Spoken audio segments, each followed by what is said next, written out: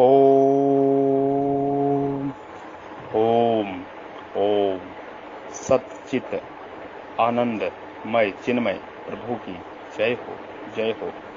नमस्कार, नमस्ते, साधु साधु साधु साधु, प्रणाम, प्रभु को प्रणाम। ओम श्री परमात्मने नमः, ओम श्री परमात्मने नमः, ओम श्री परमात्मने नमः। आपके हृदय रूपी मंदिर में विराजमान परब्रह्म परमेश्वर ईश्वर को हम प्रणाम करते हैं, नमस्कार करते हैं। जो ईश्वर आपके हृदय रूपी मंदिर में विराजमान है, कृपया हमारा प्रणाम नमस्कार स्वीकार करें। जय सनातन धर्म की। इसमें एक तात्विक बात और है, कर्मों के फल रूप में जो अनुकूल परिस्थिति आती है उससे सुख ही होता है, और प्रतिकूल परिस्थिति आती है उससे दुख ही होता है। ऐसी बात नहीं है, ऐसी बात नहीं है, ऐसी बात नहीं है। जैसे अनुकूल परिस्थिति आने पर मन में अभिमान होता है, छोटों से घृणा होती है, अपनों से अधिक संपत्ति वालों को देखकर उनसे ईर्ष्या होती है, असहिष्णुता होती है, अंतकरण में जलन होती है, और मन में एक दुर्भाव आते हैं कि उनकी संपत्ति कैसे नष्ट हो, तथा वक्त पर उनको नीचा दिखाने की चेष्टा भी होती है। इस तरह सुख सामग्री और धन संपत्ति पास में रहने पर भी वह सुखी नहीं हो सकता, परंतु बाहरी सामग्री को देखकर अन्य लोगों को यह भ्रम होता है कि वह बड़ा सुखी है। ऐसे ही किसी विरक्त और त्यागी मनुष्य को देखकर भोग सामग्री वाले मनुष्य को उस पर दया आती है कि बेचारे के पास धन संपत्ति आदि सामग्री नहीं है, बेचारा बड़ा दुखी है। परंतु वास्तव में विरक्त के मन में बड़ी शांति और बड़ी प्रसन्नता रहती है। वह शांति और प्रसन्नता धन के कारण किसी धनी में नहीं रह सकती। इसलिए धन का होना मात्र सुख नहीं है, और धन का अभाव मात्र दुख नहीं है। सुख नाम हृदय की शांति और प्रसन्नता का है, और दुख नाम हृदय की जलन और संताप का है। पुण्य और पाप का फल भोगने में एक नियम नहीं है, पुण्य का और पाप का फल भोगने में एक नियम नहीं है।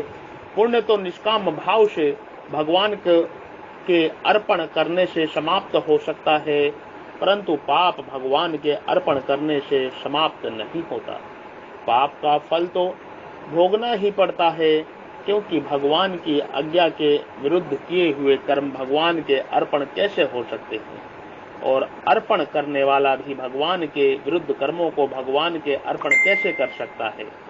प्रत्युत भगवान की आज्ञा के अनुसार किए हुए कर्म ही भगवान के अर्पण होते हैं। इस विषय में एक कहानी आती है। एक राजा अपनी प्रजा सहित हरिद्वार गया। उसके साथ सब तरह के लोग थे, उनमें एक चमार भी था। उस चमार ने सोचा कि ये बनिए लोग बड़े चतुर होते हैं, ये अपने बुद्धिमानी से धनी बन गए हैं, अगर हम भी उनकी बुद्धिमानी के अनुसार चलें तो हम भी धनी बन जाएं। ऐसा विचार करके वह एक चतुर बनिए की क्रियाओं पर निगरानी रखकर चलने लगा। जब हरिद्वार के ब्रह्म कुंड में पंडा दान पुण्य का संकल्प कराने लगा, तब उस बनिए ने कहा, मैंने अमुक ब्राह्मणों को 100 रुपए उधार दिए थे, आज मैं उनको दान रूप में कृष्ण पान करता हूँ, दान रूप में कृष्ण पान करता हूँ। पंडित ने संकल्प भरवा दिया। चमार ने देखा कि इसने एक कौड़ी भी नहीं दी, और लोगों में प्रसिद्ध हो गया कि इसने 100 रुपए का दान कर दिया है। कितना बुद्धिमान है, मैं भी इससे कम नहीं रहूंगा। जब पंडित ने चमार से संकल्प भरवाना शुरू किया, तब चमार ने कहा, अमुक बनिए ने मुझे 100 रुपए उधार दिए थे, तो उन 100 रुपए को मैं श्री कृष्ण पान करता हूँ। उसकी ग्रामीण बोली को पांडा पूरी तरह समझा नहीं और संकल्प भरवा दिया। इससे चमार बड़ा खुश हो गया कि मैंने भी बनिए के समान 100 रुपए का दान पुण्य कर दिया। सब घर पहुंचे। समय पर खेती हुई। ब्राह्मण और चमार के खेतों में खूब अनाज पैदा हुआ। ब्राह्मण देवता ने बनिए से कहा, सेठ आप चाहें तो 100 रुपए का अनाज ले लो, इससे आपको नफा भी हो सकता है। मुझे तो आपका कर्जा चुकाना है। बनिए ने कहा, ब्राह्मण देवता, जब मैं हरिद्वार गया था तब मैंने आपको उधार दिए हुए 100 रुपए दान कर दिए। ब्राह्मण बोला, सेठ मैंने आपसे 100 रुपए उधार लिए हैं, दान नहीं लिए हैं, इसलिए इन रुपयों को मैं रखना नहीं चाहता, ब्याज सहित पूरा चुकाना चाहता हूँ। सेठ ने कहा, आप देना ही चाहते हैं तो अपनी बहन अथवा कन्या को दे सकते हैं। मैंने 100 रुपए भगवान के अर्पण कर दिए हैं, इसलिए मैं तो लूंगा नहीं। अब ब्राह्मण और क्या करता, वह अपने घर लौट गया। अब जिस बनिए से चमार ने 100 रुपए लिए थे, वह बनिया चमार के खेत में पहुंचा और बोला, लाओ मेरे रुपए, तुम्हारा अनाज हुआ है, 100 रुपए अनाज ही दे दो। चमार ने सुन रखा था कि ब्राह्मण के देने पर भी बनिए ने उससे रुपए नहीं लिए। अंत उसने सोचा कि मैंने भी संकल्प कर रखा है तो मेरे को रुपए क्यों देने पड़ेंगे। ऐसा सोचकर चमार बनिए से बोला, मैंने तो अमुक सेठ की तरह गंगा जी में खड़े होकर सब रुपए श्री कृष्ण पाषण कर दिए, तो मेरे को रुपए क्यों देने पड़ेंगे। बनिया बोला, तेरे अर्पण कर देने से कर्जा नहीं छूट सकता, क्योंकि तूने मेरे से कर्जा लिया है, तो तेरे छोड़ने से कैसे छूट जाएगा। मैं तो अपने 100 रुपए ब्याज सहित पूरे लूंगा, लाओ मेरे रुपए। ऐसा कहकर उसने चमार से अपने रुपए का अनाज ले दिया। इस कहानी से यह सिद्ध होता है कि हमारे पर दूसरों का जो कर्जा है वह हमारे छोड़ने से नहीं छूट सकता। ऐसे ही हम भागवत ज्ञान अनुसार शुभ कर्मों को तो भगवान के अर्पण करके उनके बंधन से छूट सकते हैं, पर अशुभ कर्मों को फल तो हमारे को भोगना ही पड़ेगा। इसलिए शुभ और अशुभ कर्मों में एक कायदा कानून नहीं है। अगर ऐसा नियम बन जाए कि भगवान के अर्पण करने से शरण और पाप कर्म छूट जाएं, तो फिर सभी प्राणी मुक्त हो जाएं, परंतु ऐसा संभव नहीं है। हाँ, इसमें एक मार्मिक बात है कि अपने आप को सर्वथा भगवान के अर्पित कर देने पर, अर्थात सर्वथा भगवान के शरण हो जाने पर पाप पुण्य सर्वथा नष्ट हो जाते हैं। गीता के 18वें अध्याय का 66वां श्लोक। दूसरी शंका यह होती है कि धन और भोग की प्राप्ति प्रबद्ध कर्म के अनुसार होता है। ऐसी बात समझ में नहीं आती, क्योंकि हम देखते हैं कि इनकम टैक्स, सेल टैक्स आदि की चोरी करते हैं तो धन बच जाता है, और टैक्स पूरा देते हैं तो धन चला जाता है। तो धन का आना जाना प्रबद्ध के अधीन कहाँ हुआ, यह तो चोरी के ही अधीन हुआ। इसका समाधान इस प्रकार है, वास्तव में धन प्राप्त करना और भोग भोगना, इन दोनों में ही प्रबद्ध की प्रधानता है, परंतु इन दोनों में भी किसी का धन प्राप्ति का प्रबद्ध होता है, भोग का नहीं, और किसी का भोग का प्रबद्ध होता है, धन प्राप्ति का नहीं, तथा किसी का धन और भोग दोनों का ही प्रबद्ध होता है। जिसका धन प्राप्ति का प्रबद्ध तो है पर भोग का प्रबद्ध नहीं है, उसके पास लाखों रुपए रहने पर भी बीमारी के कारण वेद डॉक्टर मना करने पर वह भोगों को भोग नहीं सकता। उसको खाने में रूखा सूखा ही मिलता है। जिसका भोग प्रबद्ध तो है पर धन का प्रबद्ध नहीं है, उसके पास धन का अभाव होने पर भी उसको सुख आराम में किसी तरह की कमी नहीं रहती। उसको किसी की दया से, मित्रता से, काम धंधा मिल जाने से प्रबद्ध के अनुसार जीवन निर्वाह की सामग्री मिलती रहती है।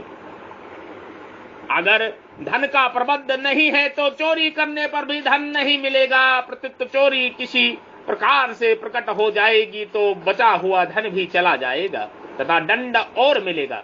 यहाँ दंड मिले या ना मिले, पर परलोक में तो जरूर दंड जरूर मिलेगा, उससे वह बच नहीं सकेगा। अगर प्रबद्धवश चोरी करने से धन मिल भी जाए तो भी उस धन का उपभोग नहीं हो सकेगा। वह धन बीमारी में चोरी में, डाका में, मुकदमे में, ठगाई में चला जाएगा। तात्पर्य है कि वह धन जितने दिन टिकने वाला है उतने ही दिन टिकेगा और फिर नष्ट हो जाएगा। इतना ही नहीं, इनकम टैक्स आदि की चोरी करने के जो संस्कार भीतर पड़े हैं, वे संस्कार जन्म जन्मांतर उसे चोरी करने के लिए उकसाते रहेंगे और वह उनके कारण दंड पाता रहेगा। अगर धन का प्रबंध है तो कोई गोद ले लेगा अथवा मरता हुआ कोई व्यक्ति उसके नाम से वसीयतनामा लिख देना अथवा मकान बनाते समय नींव खोदते ही जमीन में गड़ा हुआ धन मिल जाएगा, आदि आदि। इस प्रकार के प्रबंध अनुसार जो धन मिलने वाला है वह किसी न किसी कारण से मिलेगा ही, परंतु मनुष्य प्रबंध तो विश्वास करता नहीं, कम से कम अपने पुरुषार्थ पर भी विश्वास नहीं करता कि हम मेहनत से कमा कर खा लेंगे। इसी कारण उसकी चोरी आदि दुष्कर्मों में प्रवृत्ति हो जाती है, जिससे हृदय में जलन रहती है। दूसरों से छिपाव करना पड़ता है, पकड़े जाने पर दंड पाना पड़ता है, आदि आदि। अगर मनुष्य विश्वास और संतोष रखे तो हृदय में महान शांति, आनंद, प्रसन्नता रहती है तथा आने वाला धन भी आ जाता है और जितना जीने का प्रबंध है उतना जीवन निर्वाह की सामग्री भी किसी न किसी तरह से मिलती ही रहती है। जैसे व्यापार में घाटा लगना, घर में किसी की मृत्यु होना, बिना कारण अपयश और अपमान होना आदि प्रतिकूल परिस्थिति को कोई भी नहीं चाहता, पर फिर भी वह आती ही रहती है। ऐसी ही अनुकूल परिस्थिति भी आती ही है, उसको कोई रोक नहीं सकता। भागवत में आया है, सुख मेन्द्रिय कम रजन सर्वगे नरक ऊंचा दहिनम यदा तथा दुखम तस्मना क्षेदतः बुधा। राजन, प्राणियों को जैसे इच्छा के बिना प्रबंध अनुसार दुख प्राप्त होते हैं, ऐसे ही इंद्रिय जन सुख स्वर्ग में और नरक में भी प्राप्त होते हैं। अतः बुद्धिमान पुरुष को चाहिए कि वह उन सुखों की इच्छा ना करे। जैसे धन और भोग का प्रबंध अलग अलग होता है, अर्थात किसी का धन प्रबंध होता है और किसी का भोग का प्रबंध होता है, ऐसे ही धर्म और मोक्ष का पुरुषार्थ भी अलग अलग होता है। अर्थात कोई धर्म के लिए पुरुषार्थ करता है तो कोई मोक्ष के लिए पुरुषार्थ करता है। धर्म के अनुष्ठान में शरीर, धन आदि वस्तुओं की मुख्यता रहती है और मोक्ष की प्राप्ति भाव तथा विचार की मुख्यता रहती है।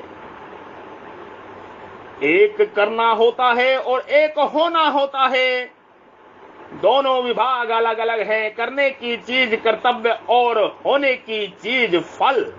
मनुष्य का कर्म करने में अधिकार है, फल में नहीं है।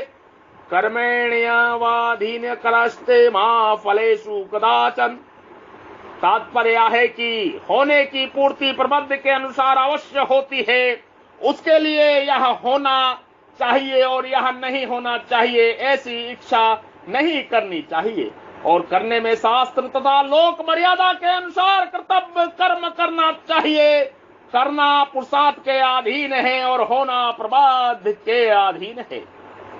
इसलिए मनुष्य करने में स्वाधीन है और होने में पराधीन है। मनुष्य की उन्नति में खास बात है करने में सावधान रहे और होने में प्रसन्न रहे।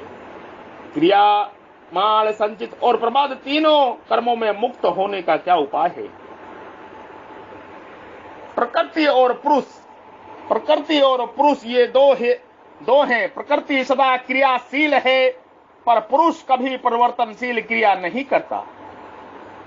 पुरुष कभी परिवर्तनशील क्रिया नहीं होती। प्रकृति से अपना संबंध मानने वाले प्रकृति से पुरुष ही कर्ता भोक्ता बनता है। जब वह प्रकृति से संबंध विच्छेद कर लेता है, अर्थात अपने स्वरूप में स्थित हो जाता है, तब उस पर कोई भी कर्म लागू नहीं होता। प्रबंध संबंधी अन्य बातें इस प्रकार है। बोध हो जाने पर भी ज्ञान की प्रबंध रहता है। यह कथन केवल अज्ञानियों को समझने मात्र में लिए हैं। कारण की अनुकूल या प्रतिकूल घटना का घट जाना ही प्रबंध है। प्राणी को सुखी या दुखी करना प्रबंध का काम नहीं है, प्रत्युत ज्ञान का काम है। अज्ञान मिटने पर मनुष्य सुखी दुखी नहीं होता, उसे केवल अनुकूलता प्रतिकूलता ज्ञान होता है। ज्ञान होना दोषी नहीं है, प्रत्युत सुख दुख रूप विकार होना दोषी है। इसलिए वास्तव में ज्ञानी का प्रबंध नहीं होता। जैसा प्रबंध होता है वैसी बुद्धि बन जाती है। जैसे एक ही बाजार में एक व्यापारी माल की बिक्री कर देता है और एक व्यापारी माल खरीद लेता है। बाद में जब बाजार भाव तेज हो जाता है तब बिक्री करने वाले व्यापारी को नुकसान होता है तथा खरीदने वाले व्यापारी को नफा होता है। और जब बाजार भाव मंदा हो जाता है तब बिक्री करने वाले व्यापारी को नफा होता है तथा खरीदने वाले व्यापारी को नुकसान होता है।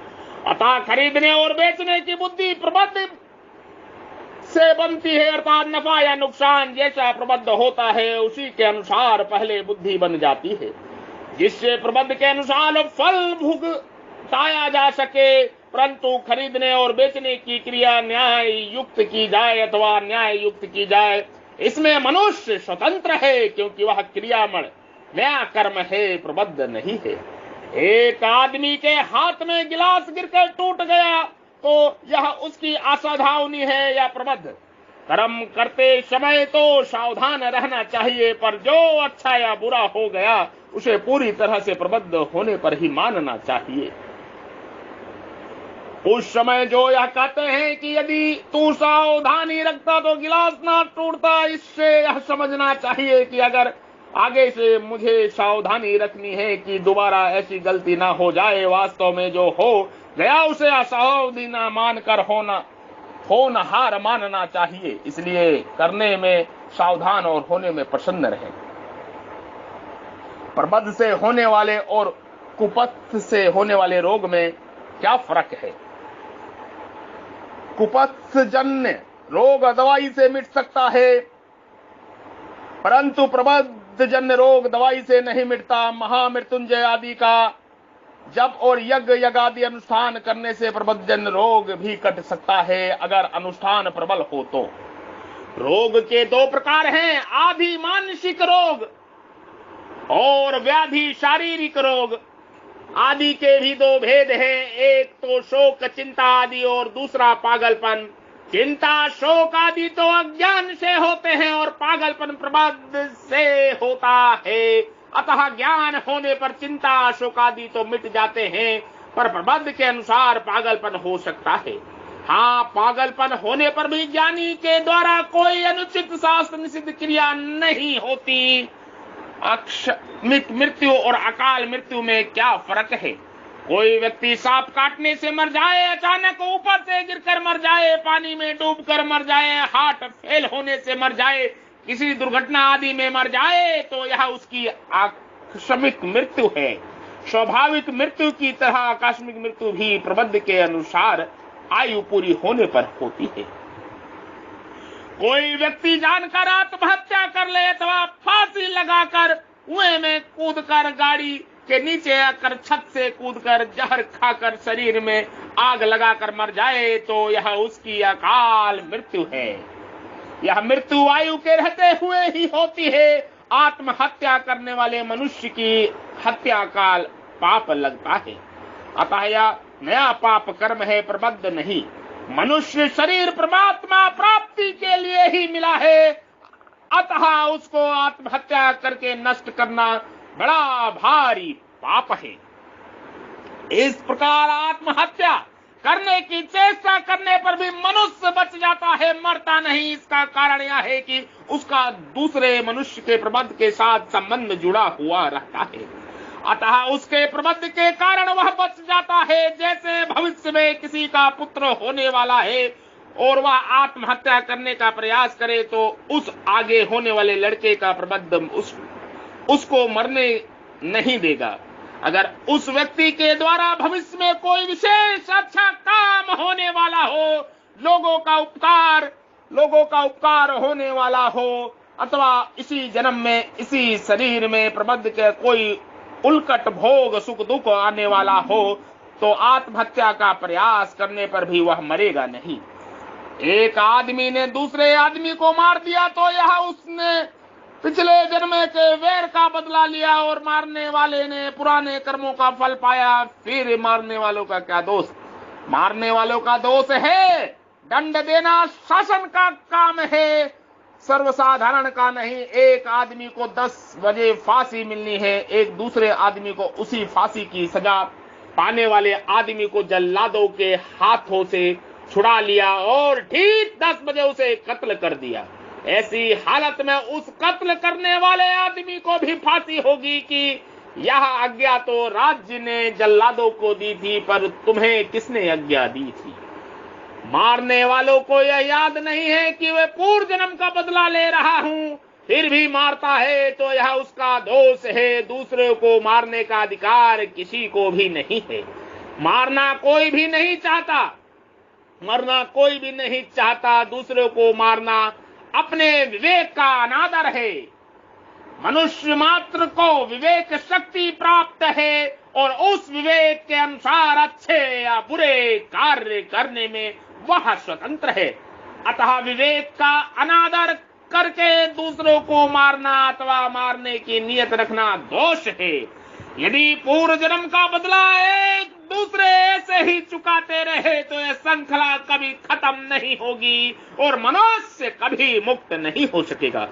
पिछला जन्म का बदला अन्य शाप आदि योनियों में लिया जा सकता है, मनुष्य योनि में बदला लेने के लिए नहीं है। हाँ, यह हो सकता है कि पिछले जन्म का हत्यारा व्यक्ति हमें स्वाभाविक ही अच्छा नहीं लगेगा, बुरा लगेगा, परंतु बुरे लगने वाले व्यक्ति से द्वेष करना या उसे कष्ट देना दोष है, क्योंकि यह नया कर्म है। जैसा प्रबद्ध है उसी के अनुसार उसकी बुद्धि बन गई है। फिर दोष किस बात का? बुद्धि में जो द्वेष है उसके वश में हो गया, वह दोष है। उसे चाहिए कि वह उसके वश में न होकर विवेक का आदर करे। गीता भी कहती है कि बुद्धि में जो राग देश रहते हैं, 3 अध्याय का 40वां श्लोक, उनके वश में ना हो। तयोर्नः वशमागच्छेत्तः।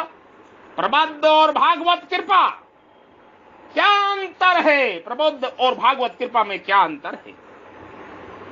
इस जीव को जो कुछ मिलता है वह प्रबुद्ध के अनुसार मिलता है, पर प्रबुद्ध विधान के विधान स्वयं भगवान हैं। कारण कि कर्म जड़ होने से स्वतंत्र फल नहीं दे सकते, वे तो भगवान के विधान से ही फल देते हैं। जैसे एक आदमी किसी के खेत में दिन भर काम करता है तो उसको शासन के समय कर्म के अनुसार पैसे मिलते हैं, पर मिलते हैं खेत के मालिक से। पैसे तो काम करने से ही मिलते हैं, बिना काम किए पैसे मिलते हैं क्या? पैसे तो काम करने से ही मिलते हैं, परंतु बिना मालिक के पैसा देगा कौन? यदि कोई जंगल में जाकर दिन भर मेहनत करे तो क्या उसको पैसे मिल जाएंगे? नहीं मिल सकते। उसमें यह देखा जाएगा कि किसके कहने से काम किया और किसकी जिम्मेवारी रही है। अगर कोई नौकर काम को बड़ी तत्परता, चतुरता और उत्साह से करता है, पर करता है केवल मालिक की प्रसन्नता के लिए, तो मालिक उसको मजदूरी अधिक पैसे भी दे देता है और तत्परता आदि गुणों को देखकर उसको अपने खेत का हिस्सेदार भी बना ले देता है। ऐसे ही भगवान मनुष्य को उसके कर्मों के अनुसार फल देते हैं। अगर कोई मनुष्य भगवान की आज्ञा के अनुसार उन्हीं की प्रसन्नता के लिए सब कार्य करता है, उसे भगवान दूसरों की अपेक्षा अधिक से अधिक देते हैं। परंतु जो भगवान के श्रोता संपत्ति होकर सब कार्य करता है, उस भक्त के भगवान भी भक्त बन जाते हैं, उस भक्त के भगवान भी भक्त बन जाते हैं। संसार में कोई भी नौकर को अपना मालिक नहीं बनाता, परंतु भगवान शरणागत को भक्त को अपना मालिक बना लेते हैं। संसार में कोई भी नौकर को अपना मालिक नहीं बनाता, परंतु प्रभु भगवान परमेश्वर परमात्मा शरणागत भक्त को अपना मालिक बना लेते हैं। ऐसी उदारता केवल प्रभु में ही है। ऐसे प्रभु के चरणों की शरण न होकर जो मनुष्य प्रकृति उत्पत्ति विनाशशील पदार्थों के पराधीन रहते हैं, उनकी बुद्धि श्रोता ही भ्रष्ट हो चुकी है। वे इस बात को समझ ही नहीं सकते कि हमारे सामने प्रत्यक्ष उत्पन्न और नष्ट होने वाले पदार्थ हमें कहां तक सहारा दे सकते हैं। जिस प्रकार कर्म योग में कर्मों का अपने साथ संबंध नहीं रहता, ऐसे ही संख्या सिद्धांत में भी कर्मों का अपने साथ कुछ मात्र भी संबंध नहीं रहता। इसका विवेचन आगे के समागम में करेंगे, आगे के सत्संग में करेंगे, आगे के गुरु उपदेश में करेंगे, आगे के प्रवचन में करेंगे। आप सभी जुड़े और जोड़ें सनातन धर्म ज्ञान के प्रचार प्रसार के कार्य से। गाय, गंगा, ज्ञात्री, जल, जंगल और जमीन इस धरा के मूल प्राण तत्व है। इनकी रक्षा सुरक्षा प्रत्येक मनुष्य, प्रत्येक जीव का कर्तव्य ही नहीं, महान कर्तव्य है। 9811179477 9811179477। आप सभी जुड़े। आप सभी के हृदय रूपी मंदिर में विराजमान परब्रह्म परमेश्वर को प्रणाम, कृपा हमारा प्रणाम नमस्कार स्वीकार करें। जय सनातन धर्म, जय श्री ओम, जय आदि सनातन, जय श्री ओम, जय अनादि सनातन। ओम।